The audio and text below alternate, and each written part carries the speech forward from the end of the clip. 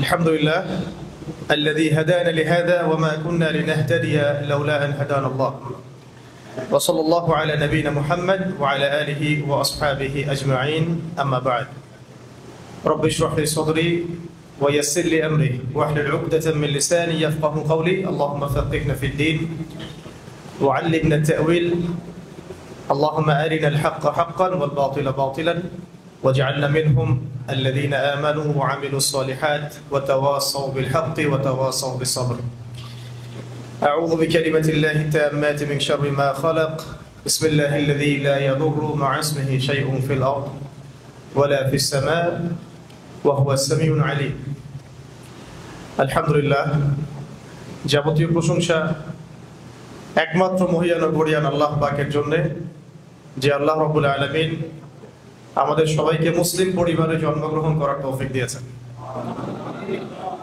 আলহামদুলিল্লাহ। যদি আরো বেশি নেকি পেতে চান তাহলে বলতে হবে আলহামদুলিল্লাহ আল্লাহুম্মা লাকাল হামদ হামদান কাসীরান তাইয়িবান মুবারাকান ফীহি। যদি আরো বেশি পেতে চান তাহলে বলবেন আলহামদুলিল্লাহ আল্লাহুম্মা লাকাল হামদ কামা ইয়ানবাগি লিজালালি ওয়াজহিক ওয়া আযীমি সুলতানিক। আল্লাহ পাকের দরবারে শুকরিয়া যে আল্লাহ পাক আমাদেরকে মুসলিম পরিবারে জন্মগ্রহণ করার পাশাপাশি সর্বকালের সর্বশ্রেষ্ঠ মহামানব মুহাম্মদুর রাসূলুল্লাহ সাল্লাল্লাহু আলাইহি ওয়াসাল্লামের সৌভাগ্যবান উম্মত হওয়ার তৌফিক দিয়েছেন আলহামদুলিল্লাহ।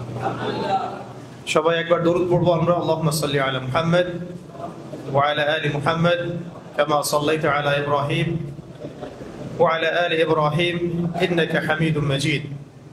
اللهم بارك على محمد وعلى آل محمد كما باركت على إبراهيم وعلى آل إبراهيم إنك حميد مجيد।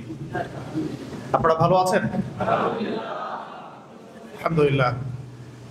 মুসলিম উম্মার সংকট এবং উত্তরণের পথ শীর্ষক এই সেমিনারে আসতে পেরে আমরা আল্লাহ পাকের দরবারে আবারও শুকরিয়া জ্ঞাপন করছি আলহামদুলিল্লাহ। এবং এটাই বর্তমান বৈশ্বিক প্রেক্ষাপটে এবং আঞ্চলিক প্রেক্ষাপটে সবচেয়ে গুরুত্বপূর্ণ টপিক এবং সবচেয়ে কঠিন টপিকও বটে। এবং এই টপিক সবার মাথায় ঢুকবে না এটাও বাস্তব।